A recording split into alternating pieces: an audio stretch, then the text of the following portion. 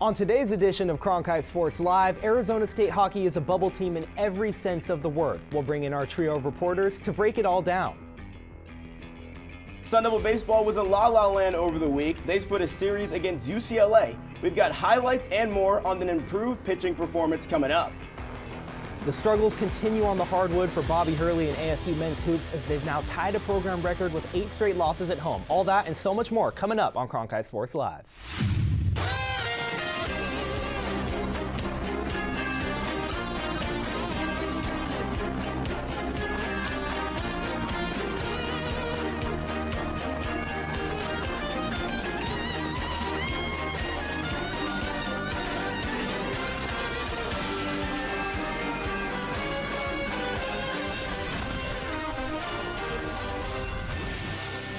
Welcome inside Studio 6 for another edition of Cronkite Sports Live. I'm Jacob Brooks, that's Ryan Myers, and Ryan, I'm feeling like a rookie right now. The lights are feeling pretty bright, but we've got a jam-packed episode today. It's ASU crossover season. How are you feeling? Yeah, the lights are certainly bright in here, Jacob. Normally I'd say welcome to the desk for your anchor debut, but it's my debut as well. But we're going to roll with the punches and see how it goes because ASU hockey has had a clutch homestand with plenty of postseason implications over the weekend.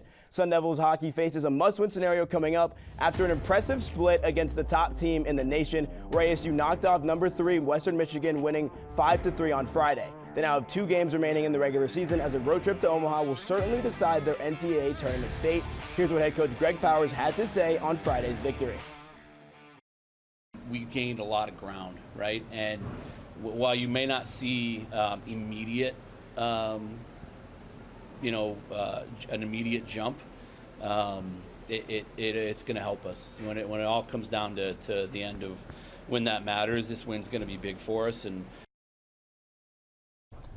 as the Sun Devils travel to Nebraska this weekend to take on Omaha, they're a bubble team in every sense of the word. To break down every angle of ASU's playoff implications, we bring in our duo of WCSN hockey reporters Eric List and Colgan Herschel. Eric, I'm going to start with you. ASU split last weekend versus the then number 3 team in the country in Western Michigan, but still dropped in the pairwise rankings. To someone out there who doesn't really watch college hockey, that doesn't make that much sense. Can you explain how and why that ended up shaping out the way it did? Yeah, that is really confusing. So Arizona State split with then number 3 Western Michigan this past weekend and didn't trail all weekend until Saturday's overtime loss. Yet the Sun Devils stayed at 15th in the pairwise after their win in the first game, because its winless weekend then at number 40th Minnesota Duluth left them with a lot of ground they had to make up.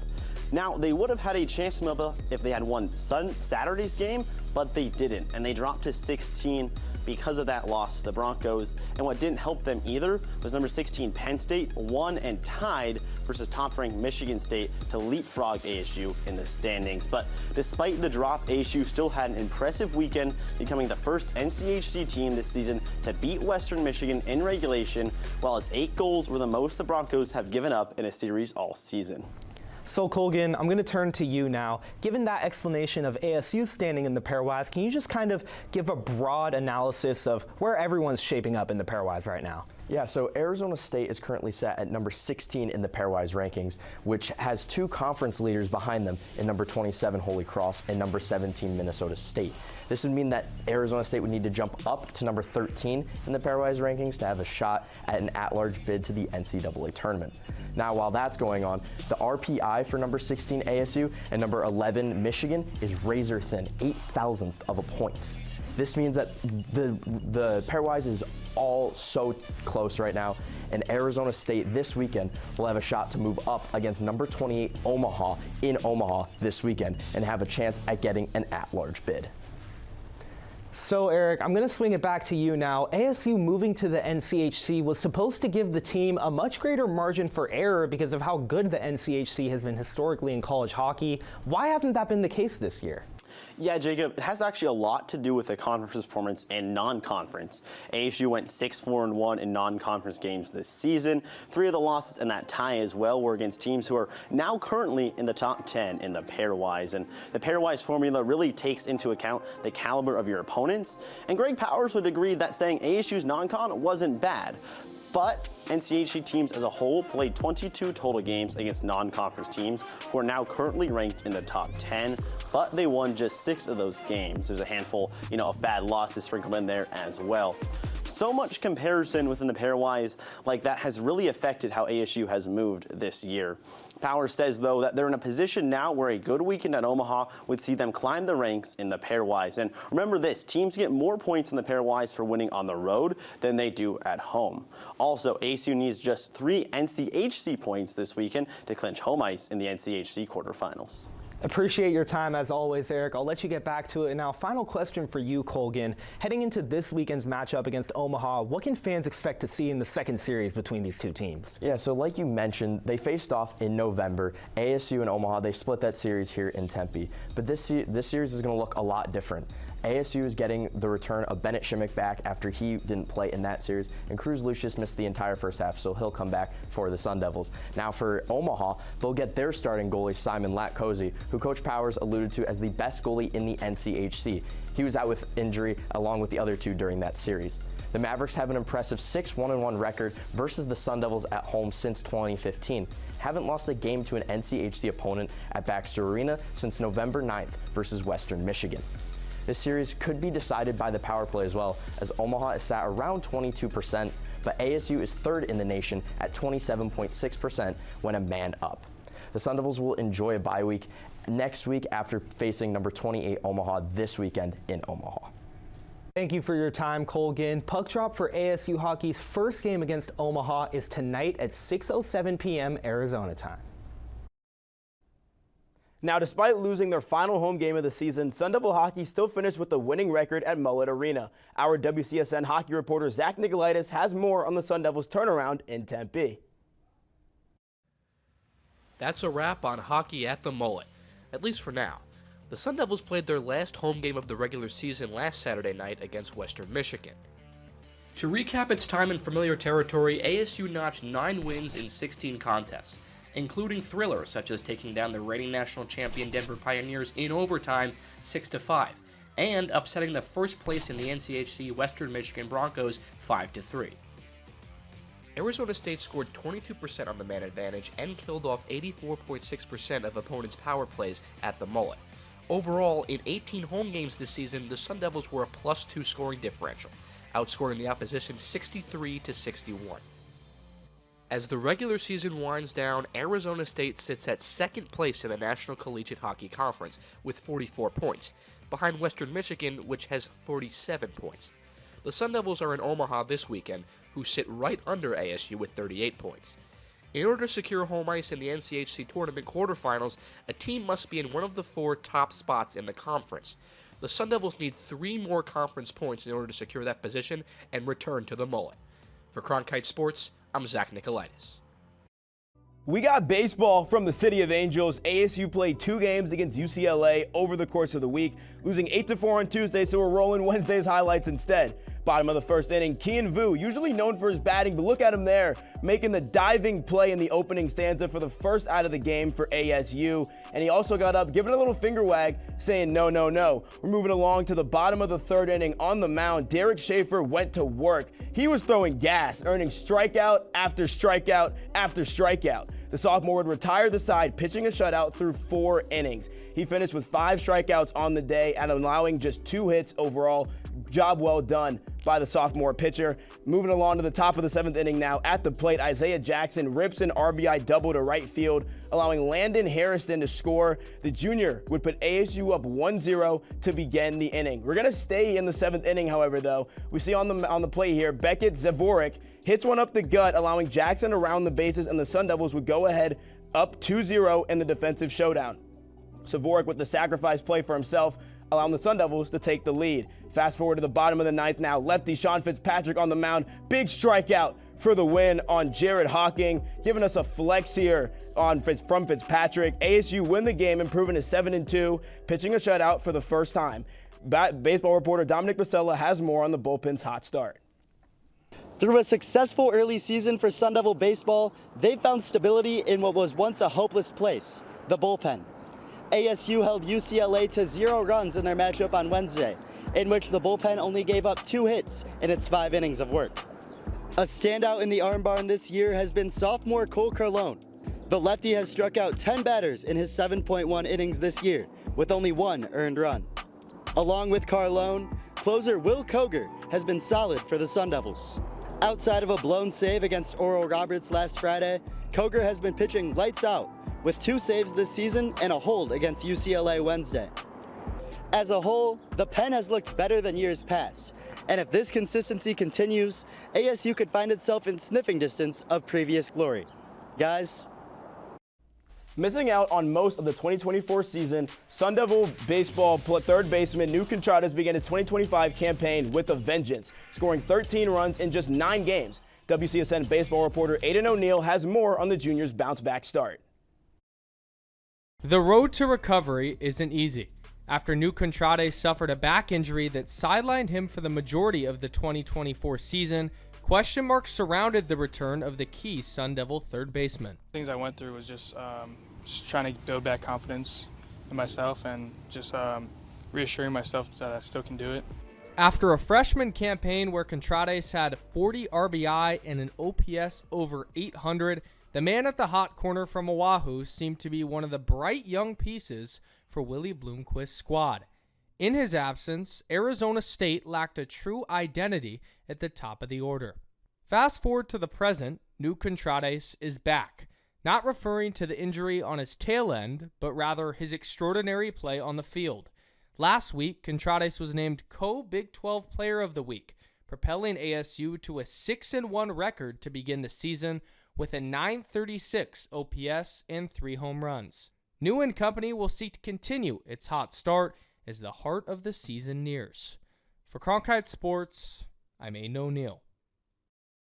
From baseball to softball, let's head out to Farrington Stadium for ASU against Oregon State, and look who that is entering the batter's box for ASU. Junior outfielder Yaya Acuna is finally back after missing the majority of last season with a season-ending knee injury. This is her first at-bat of the season. She was finally cleared to hit just yesterday. She comes in a pinch hit situation in the bottom of the 4th, ASU down 2-0, and Yaya smacks a 2 RBI triple into deep left center. Look at her routing those bases, looking like there's no knee injury there for her. She would end up getting picked off, but still a huge moment for ASU to get back in the game, tie at 2-2, and also for her to have that big moment finally coming back. But let's go back to the start of the game now. Top of the 1st, we're going to have Jaya Butler with a 2 RBI double for Oregon State, his only runs of the game. Mika Lupi had been an ace in the circle for the Sun Devils all year, but she gives up a big one there. Now we're heading to the bottom of the 5th. This is when the ASU bats would really come alive. We've got Lillian Holche with a bomb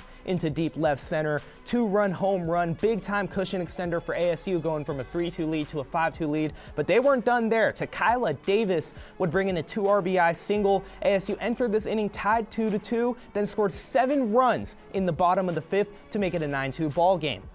Kenzie Brown would come in relief for the ace Mika Lupi, and here's her in the top of the 7th with back-to-back punch-outs. Kenzie would have 13 strikeouts on the game. You heard that right, 13. In 5 2/3 innings of relief out of ASU's 17 total outs, 13 were from Kenzie striking him out at the plate. ASU would go on to win 9-2, improving to 11-5 on the season, and Yaya Acuna was emotional after the game when talking about her return to action.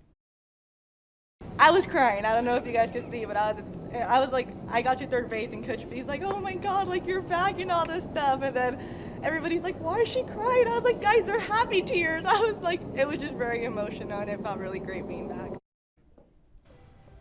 Last night's win against Oregon State marked one of many games ASU has already played against teams from the former Pac-12. Despite the change of conference with ASU moving on to the Big 12, the rivalries from the fallen Conference of Champions aren't going anywhere. For more on that, here's Reese Goodall with another segment of Impact. The final time on Cronkite Sports Live that we will report on the Pac-12 Conference in our Impact segment. Just gonna keep rolling. Give the former Pac hell, so here we go. Give the former Pac hell. ASU softball head coach Megan Bartlett's words ahead of 2 bouts with Oregon State this coming weekend. This came after a 2024 season where the Arizona State softball team went 3-21 in its final season in the Pac-12. The Sun Devils' revenge tour began in the opening weekend as they took on the California Golden Bears in the Kajikawa Classic. After losing 2 of 3 matchups a year ago, ASU won 6-4 following a late home run from freshman Lillian Holtje. A weekend later, the Sun Devils played host to the Oregon Ducks and Washington Huskies in the Littlewood Classic. ASU beat Oregon 4-3 following a strong performance in the circle from sophomore right-hander Mika Lupi. In 2024, the Ducks swept the Sun Devils despite solid outings from Lupi. The Sun Devils' revenge tour then continued against Washington as ASU won 4-1 after dropping last season's series 2-1. Thursday night was yet another stop on ASU's tour as it eclipsed last season's win total over former Pac-12 opponents with 4 so far this season. Following a 9-2 win over Oregon State, ASU has a chance to add another win against the Beavers on Sunday. Last season, Oregon State took 2 from a 3-game set against the Sun Devils. With Big 12 conference play beginning next weekend, ASU's revenge tour against Pac-12 opponents will continue as it has 2 series against its former conference rivals in both Arizona and Utah. For Cronkite Sports, I'm Reese Goodall. February 15th, ASU lost 74-70 to TCU, marking their 6th straight home defeat. Post-game, BJ Freeman said this. We're still here. Y'all don't give up on us yet. We still got 6 games and we got a tournament. You guys are going to get a different change of basketball starting Tuesday, and I can promise y'all that.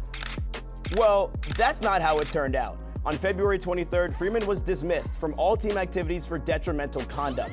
Insert clip of him headbutting senior Caleb Love. Here's what head coach Bobby Hurley had to say on his decision with Freeman. He's our leading scorer, a very productive player for us. It's just we had too many instances of either player or coach conduct with BJ, and he was already suspended once, so it was a really hard decision to make. It's amazing how much can change in a week. Now, with 3 games left in the regular season, the difficult 2024-25 year must go on for Sun Devil men's hoops. So without Freeman, 5-star freshman Jaden Quains, and senior Alston Mason, ASU would take on number 25 BYU at home Wednesday at Desert Financial Arena. We see the players walking out for the Cougars. The opening tip-off ensues. In first half action, guard Igor Demon is going to swing the rock over to team leading scorer Richie Saunders, who knocks down a 3-pointer to get the Cougars going. But the story of the game would be ASU already down 3 starters. Adam Miller, he takes 2 nasty shots to the midsection. You see him here in a lot of pain. Sandin's going to drive to the rim, kick out there, and ouch. Miller getting hit hard there. He'd have to leave the game for the majority of the contest. This is with 12 minutes left in the first half. He would not return in the first half of action. Here's Demon now. Same play as before, finding Saunders on that right wing. He knocked down a 3-pointer. The Cougars take advantage without Miller, going up 47-37. Into the second half of action, Demon's going to find Keba Keita inside for the 2-handed flush. A big dunk for the Cougars as they would continue to use their physicality against the short-handed ASU team. Now we see the Sun Devils trying to fight back here as Adam Miller gets a steal. He looks like he's going for the easy 2, but he's clearly in a lot of pain here, coming up limping after the play. He'd have to leave the game with 13 minutes to go and not return. Trevor Best getting hit hard on the screen. Another example of BYU's physicality in this matchup. Hurley is not happy with it, and BYU would take advantage. Dalen Hall knocking down a 3-pointer and silencing the Sun Devil fans at Desert Financial Arena. But ASU would try to fight back. Josan Sandin driving to the basket, getting 3 the hard way. He'd scored the and 1, converting on the 3-point play on that one. And we see on the next clip coming up, Trevor Best, the freshman guard, scored a career-high 18 points using the turnaround to his advantage, but it wouldn't be enough. BYU closes out a 91-81 win, but the freshman core stole the show. WCSN men's basketball reporter Andres Armenta sat down with an assistant coach who aided their development. I didn't think it would happen this fast. I genuinely didn't. Nice. 5 years ago, Ty Larson was a student manager for a Chris Beard-led Texas Tech program, and now he plays an integral role on the ASU men's basketball coaching staff. Working for Beard, it was great because he started that way and he saw the value in that spot. So much value that Larson earned a moment out on the hardwood, becoming a Division I basketball player for 54 seconds. Yeah. Did he draw the offensive foul? He took the charge. That was a special night, man. How great is that? Coach Beard's message to Larson after the game was a simple note, written on a one-of-a-kind piece of paper. There's a stat sheet on my desk, and Coach Beard wrote a note to me that said, like, never lose your chip. And he didn't, bringing the same energy to Tempe since October, ensuring that his impact on the court was driven through the players. Our job is to pour into these kids and put them in the best positions to have success on the floor. Good, same shot. Nice. There you go. Beautiful. Nice, nice, beautiful. We've got a really good blend of young players, and you know, seeing those guys want to be coached and show up every day and want to be held accountable and want to get better, it's been awesome. TB, break that wrist every time. One of those players is Trevor Best, who joined the team in January out of high school. Hey, you ready to play? All right, be you, be you. And despite the loss Wednesday night, left his mark on the game. Just to see them, especially the young players we have, buy into that. Watching extra film, watching full games, watching personnel clips, buying into taking those challenges on. It's something we've seen really grow as the years gone on. Though sometimes difficult, Larson knows coaching is his calling. This is exactly what I want to be doing, so I do love it. From Cronkite Sports, Andres Armenta. So the Sun Devils have now lost 8 straight games at DFA, tying a program record. With that, we'll welcome in WCSN men's basketball reporter Devin Henderson. Devin, men's basketball has hit a rough stretch as of late with only 3 games remaining before Big 12 Big 12 tournament, excuse me. Where's the team at right now on the hardwood? Yeah, it does not look good right now. Look, this is a team that has lost 8 of its last 10 games. There was a 6-game losing streak in there. They are ranked outside of the top 100 in the country in points per game on offense and points per game allowed on defense. It just doesn't look good right now over in Desert Financial Arena. But the most frustrating part for Sun Devils fans is it's not like the team's just getting blown out, right, and that they just don't belong on the court. They've been close games. They've just been unable to close them. Look at Iowa State, top 10 team in the country, 1-point game with 5 minutes to go. You lose by 15.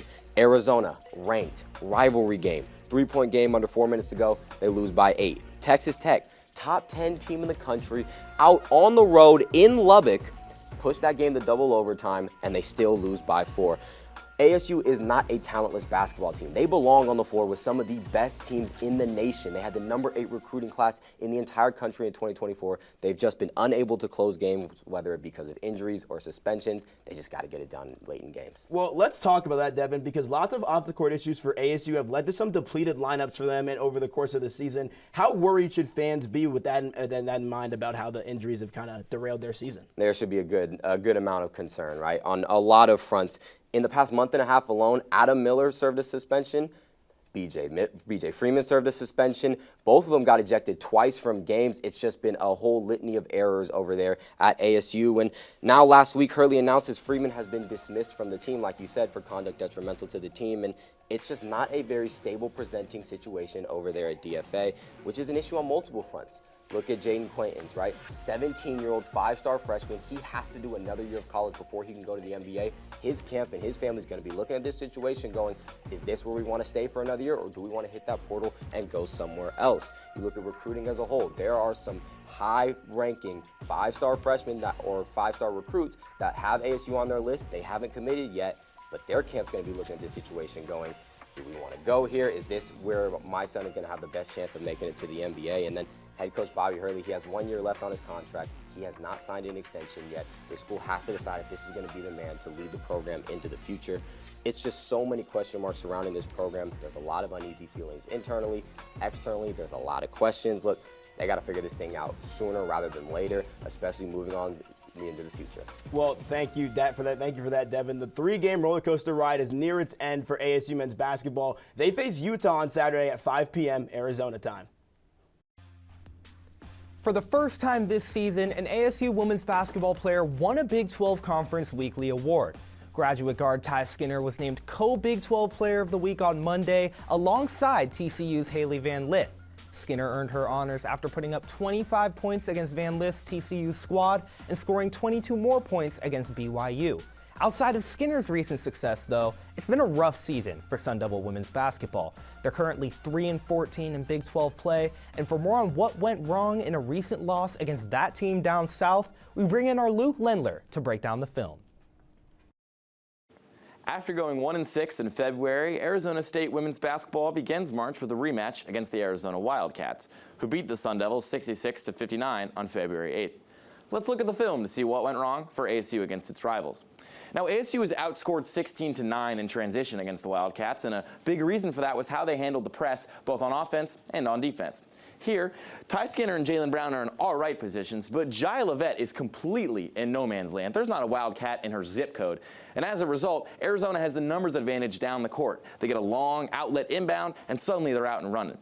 ASU likes to trap right here, just beyond half court, but the Wildcats do a pretty good job avoiding that trap by passing and not dribbling. Instead of trying to play 1-on-4, they swing the ball around quickly, and it finds the hand of Jada Williams. Now, she is Arizona's leading scorer for a reason. She stays aggressive, hunts the contact, and won. Now, on offense against Arizona's pressure, ASU struggled again.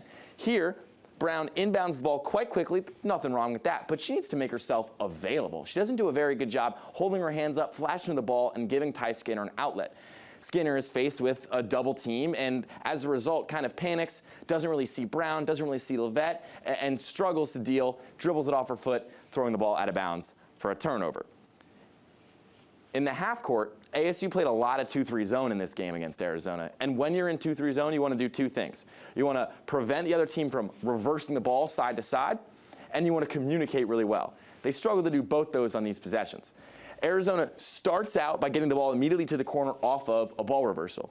Jalen Brown is in pretty good position here, but Ty Skinner needs to get her hand in the passing lane to prevent the ball from getting back up top so easily.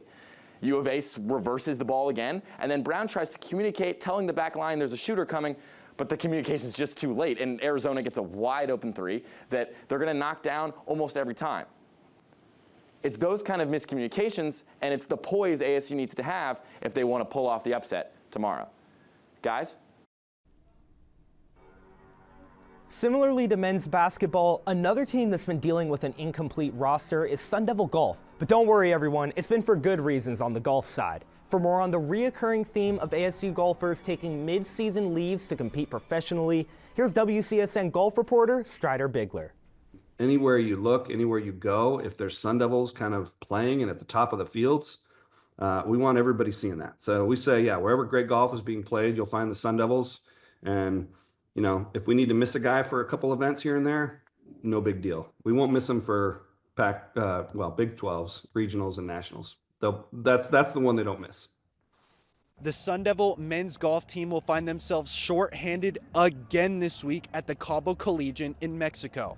Sophomore Connor Williams will be preparing to play in the Puerto Rico Open on the PGA Tour, meaning he will miss the team's second event of the spring. This continues the trend of Arizona State golfers stepping away from the program to compete in some of the most prestigious DP World Tour and PGA Tour events in the world. In January, senior Preston Summerhays played in the Guerrero Dubai Desert Classic on the DP World Tour. He finished the week 2 under and was tied on the leaderboard for 37th, best of any amateur in the event. Meanwhile, Josele Ballester has been the busiest golfer, missing the Ben Hogan Collegiate in the fall for the DP World Tour's Spanish Open, while missing the Amer Ari Invitational this spring for the Waste Management Phoenix Open, before he made his first cut on tour last week at the Mexico Open. Ballester will miss the team's lone home event, the ASU Thunderbird Collegiate, when he heads to Augusta to take on the Masters. Arizona State has been the model of consistency, making the NCAA regionals for 7 straight seasons. The program's notoriety has led these golfers to get opportunities that many amateurs don't. But Arizona State expects to be at full strength for the Big 12 Championship, NCAA regionals, and the National Championship later this spring. We got to, continue some cleaner meets and not keep, last 2 weeks we've been making mistakes on different rotations. So we got to clean that up, and we got to, get clean meets, build that momentum, and get some confidence going into that championship season.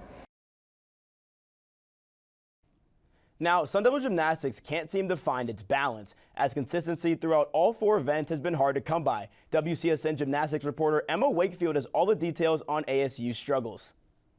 The Gym Devils have rebounded from their low scores at the beginning of the season, but can still barely crack the top 25. They have yet to perform solidly on all 4 events in any given meet. In the win over West Virginia, ASU made several mistakes on beam. Caroline Lichman slipped off on her acro skill, resulting in a 9.05. Isabella Cohen also fell, scoring a 9.1, while several other Gym Devils struggled with balance checks. These slip-ups lowered ASU's event score to 48.325. Against Utah, the Sun Devils had their best beam rotation of the season, but floor gave them the trouble. Kayla Lee started with an abnormal 9.675. Later, Kimberly Smith landed short on her last tumbling pass and received a 9.25. Those mistakes prevented ASU from pulling off the upset over the Red Rocks. Vault has consistently been the Sun Devils' worst event throughout the season. They've only scored above a 49 once on the event. Just Jada Mengahus has scored in the 9.9s this season. The Gym Devils haven't scored 49 on all 4 events in one meet, and they only have 4 more chances to do so in the regular season. Consistency across all 4 events will be key for ASU as the season finishes up. Back to you guys. Time to head it over to the pool where number 4 men's and number 17 women's swim and dive are both competing at the Big 12 tournament, and through 3 days, they've been thoroughly dominating the competition. Right now, both squads are on pace to become Big 12 champions. The men currently have a 431-point gap over second place Utah, while the women have a 265-point gap over second place Arizona. Numerous different school and meet records have already been set as ASU seems primed to assert itself as the new swimming powerhouse of the Big 12. Sun Devil Beach Volleyball had an exciting start to their Friday with 2 matches in the Cactus Classic down in Tucson. ASU defeated Boise State 3-2 in the morning and coupled that with a 4-1 win against Stenson just moments ago. WCSN Beach Volleyball reporter Alexandra Cranian gives us the scoop on the Sun Devils' Friday slate. Arizona State kicked off the Cactus Classic in Tucson this morning against Boise State. Junior Arden Besker and sophomore Ava Hoy were first to win against the Broncos in 2 sets as the Sun Devils left with a 3-2 victory. In the second match of the day, ASU took on number 20 Stetson. Sophomore Ava Williamson and junior Daniela Kensinger picked up an early win in the matchup for the Sun Devils as Arizona State ended up defeating Stetson 4-1. The Sun Devils Saturday lineup will bring matches against Oregon and GCU. The Ducks kicked off their season with a clean sweep at the Corbin Invitational. ASU is 6-0 all-time against Oregon, with its last matchup being in 2024 where the Sun Devils swept 5-0. GCU started out the season at its very own tournament where the Lopes ended with a 4-0 record, sweeping 3 of its matches. For Cronkite Sports, I'm Alexandra Cranian. Back to you guys at the desk. ASU women's tennis is 6-3 so far this season, in large part thanks to the stellar play of both Sarah Svatats and Amelia Varionaiti. For more on the duo's big-time performances, here's our Tyler Weiss. The month of February came with 2 upsets, but it's hard to imagine Sun Devil sophomores Amelia Varionaiti and Sarah Svatats feeling too sad when they walked off the court. On February 1st, Croatian tennis player Sarah Svatats downed Pepperdine's Savannah Brodas in straight sets. A remarkable victory as Brodas was the 13th ranked singles player in the nation at the time. This clinched ASU's win against the Waves, who as a team were 15th in the nation. As of the most recent Intercollegiate Tennis Association rankings published on the 20th, Svatats ranks 40th amongst D1 singles players in the country. The second upset came last Saturday when Amelia Varionaiti got her first top 20 singles win of her career. San Diego's Kaylee Evans was 19th in the nation before Amelia won in similar fashion to Sarah. The win came in straight sets and was a match clincher for ASU. This match win for the Sun Devils moved them up from 35 all the way into the top 25 at the 23 spot in the national team rankings. These sophomore Devils aren't just stepping onto the scene. Last fall, Amelia, who came to Tempe all the way from Lithuania, was the first NCAA singles qualifier for ASU since 2021. And while Sarah didn't make the singles tournament, she ended the fall season ranked 47th in the country after entering the season 124th. Both red hot as of recently, these Sun Devil sophomores seek to keep momentum rolling into the 3rd month of the year.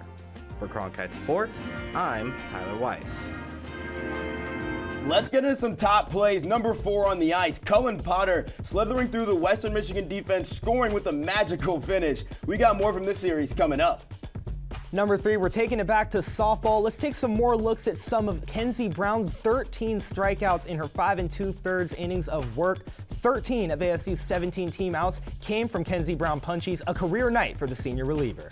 Number 2, hey, we've seen this play before. Kian Vu making a diving grab here in shallow right field. We got to see that one again, please, because what a play by the right fielder, stretching out for the grab. ASU would go on to win 2-0 in La La Land. And at number 1, Ryan said we're taking it back to hockey. ASU's game winner from Friday night's game against number 3 Western Michigan, Ty Jackson with the tip in. We'll see later tonight if ASU can carry on this momentum against Omaha. Puck drop at 6:07 p.m. Arizona Standard Time. And Ryan, I want to know, how did you feel about our debut? I thought it was fun. We had a good time, had some mishaps here and there, but all in all, we got through it, and it was a good time to be on the desk with you today, Jacob. Yeah, I felt good. Same feelings for me, Ryan. Well, that's all that we've got for today's edition of Cronkite Sports Live. From everyone on our production team, everyone in the studio, that's Ryan Myers. I'm Jacob Brooks. We're saying so long from Studio 6.